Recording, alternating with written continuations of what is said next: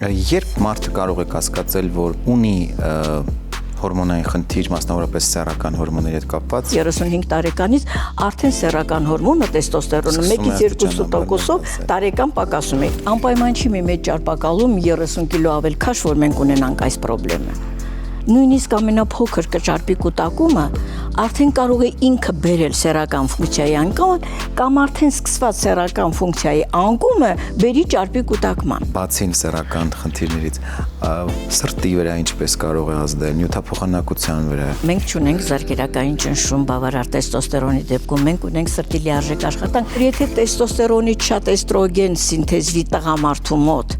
նրա մոտ աստիճանաբար կանացի հատկանիշների հայտ կգան, օքսիտոցինը շատ հետաքրքիր հորմոն է, շագերտների մեջ նա համարվում է սիրո հորմոն, մերձեցման հորմոն, գրկախառնության հորմոն։ Իսկ հետո ման են գալիս, թե ինչ եղավ, ինչու է կինը անտարբեր, ինչու է կինը մերժում տղամարդուն։ Գիշերային զրույցներ, ուրբաթ ժամը 20-ին